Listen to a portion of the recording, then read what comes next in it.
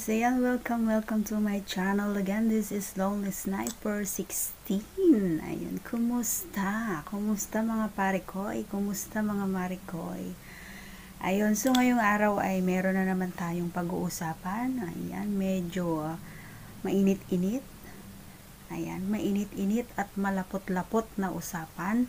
So, bago natin umpisahan, mga pare ko, huwag kalimutang i-subscribe ang aking channel at pindutin ang notification bell para updated kayo sa lahat ng aking mga new upload videos. Pero bago natin umpisahan, ayan, mag-intro muna tayo.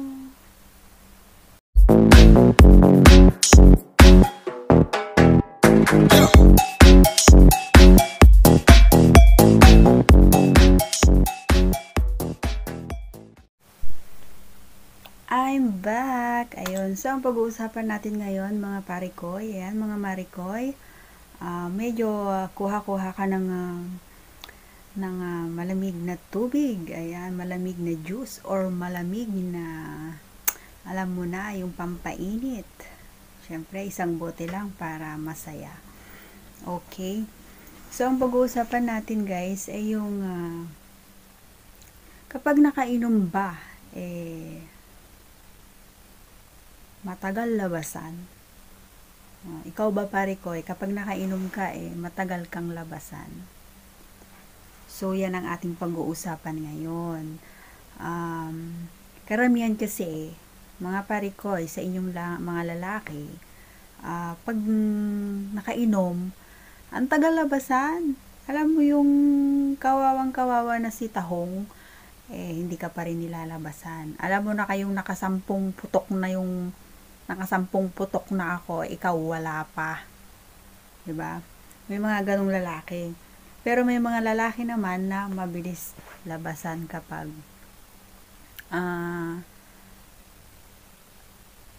nakainom. Base lang sa sa nainom nila. Syempre, kapag marami kang nainom, natural.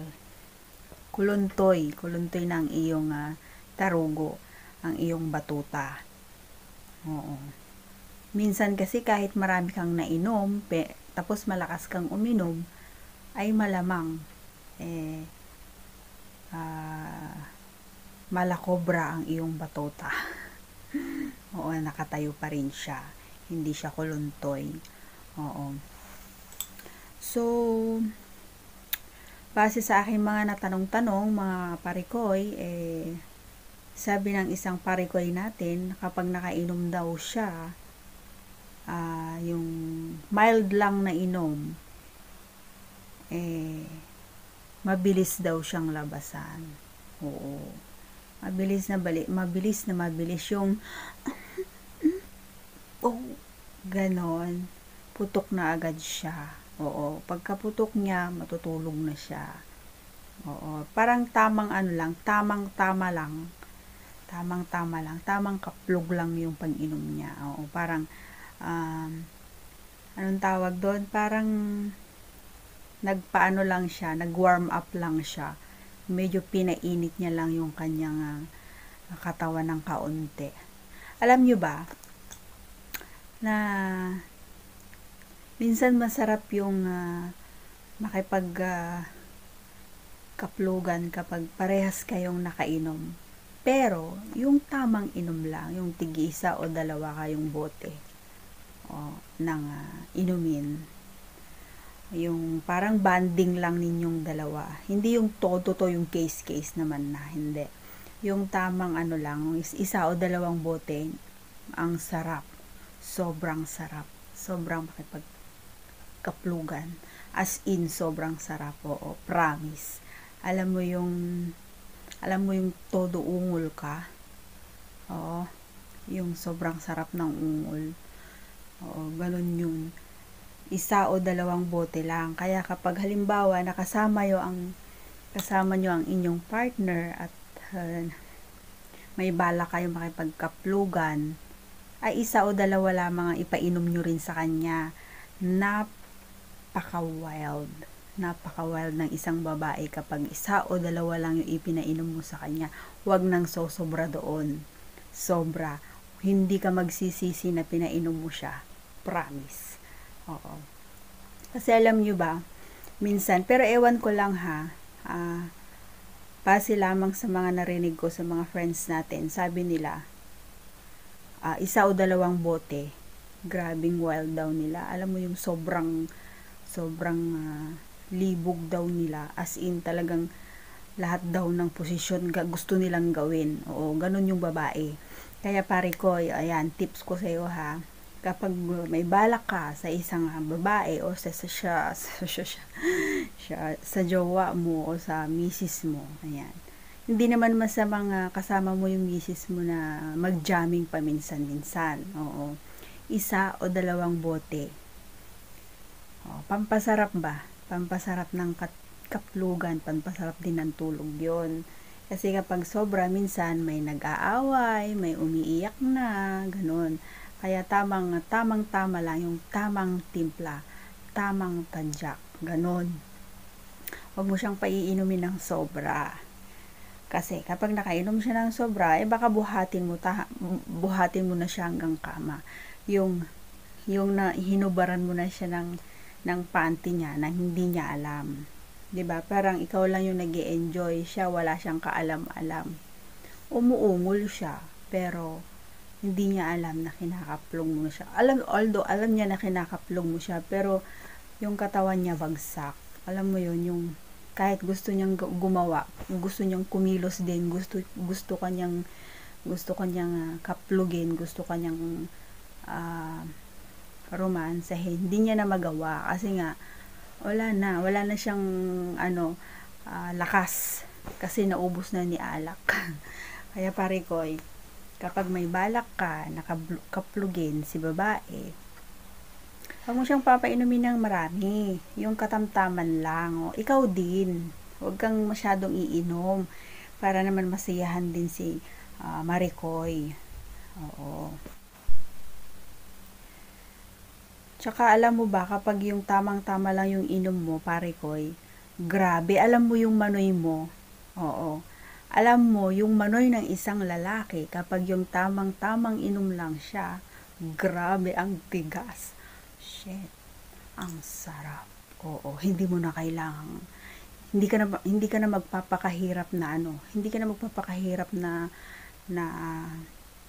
dila-dilaan pa yung kanyang batuta, yung kanyang tarugo, hindi mo na kailangang bati-batihin pa, hindi mo na kailangang hipu-hipuin, hindi mo na kailangang ganyan-ganyanin, hindi mo na gagamitan ng bunganga mo, ng dila mo, hindi mo na siya gagamitan ng ganon. Hindi na. Oo, sa ungol mo pa lang, grabe na ang tigas niyan. Oo, kapag yung tamang-tama lang ang inom mo, grabe. Alam mong solve na solve si Maricoy kapag ganon. Ako solve na solve ako pag ganon yung tamang-tama lang. Tamang-tama lang yung inom. Oo. Pero pakonti-konti pwede rin, pakonti-konti. Hindi yung sobra, kasi kapag sobra masama na sa katawan. Yun. Tsaka syempre, halimbawa, sa labas kayo nag-inuman, syempre magtira ka ng pang-uwi mo. Hindi yung babae na yung aakay sa iyo. Oo, 'di ba? Hindi mo alam na inano ka na pala ng babae, kinaplog ka na pala. Hindi mo alam, 'di ba? So, yun lang para sa akin. Hindi pag sobrang kapag sobrang nakainom si Parikoy, walang pag-asa, mahirap siyang labasan. At walang pag-asa, as in walang pag-asa. Walang pag-asang labasan siya kapag sobrang nakainom. Kaya Parikoy, huwag ka masyadong iinom kapag kasama mo si Maricoy. Okay? Ang kagandahan lang naman pag nakainom kasi, masarap, lalo na pag dalawa kayo. Oo. Yung dalawa kayo na nag-jamming, yung tama lang. Tamang sipa lang yung iinumin nyo. Shit, ang sarap. Ang sarap kuman.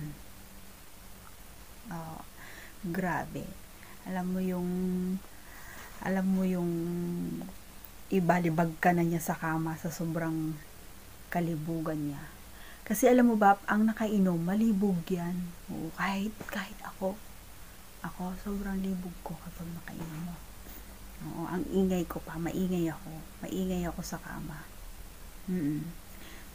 Basta ako yung malikot ako pag, basta gusto ko, halimbawa, syempre, tsaka minsan, nakakatanggal ng hiya yan. Oo, lalo na pag bago lang kayo magkaplugan, nakakatanggal ng hiya yan. Kaya, pag mahiyain si Maricoy, pag mahiyain ka, ayain mo siya, makipag-date ka. Or, ayun, magdala ka ng kapag nag-date kayo, dala ka ng tig-isa kayong inumin, yung incan, pwede na yun, yung pampalakas ng loob. Diba? Pampatibay ng tarugo, ganon. Kasi minsan medyo pag nakainom ka din kasi ng kahit yung tamang tadyak lang, siya, medyo matagal-tagal din na romansa ang gagawin mo. Ganon yun. Basta, ang masasabi ko lang, pare ko, masarap kapag nakainom, huwag lang sobra. Masarap kuman. Okay? So, yun lang mga pare ko, ayan. Depende. Pero, para sa akin, kaunting inom, masarap makipagkaplugan. Yan lang, matigas si Manoy. Okay, so, bago natin i-end ang ating usapan, mag-shoutout tayo ng ilan sa ating mga idol. Yan mga pare ko, hello sa inyo. Ayan si Kawasaki Brutos. Listahan tayo. Si Kawasaki Brutos, si Van Fernandez, ayan, shout out to you.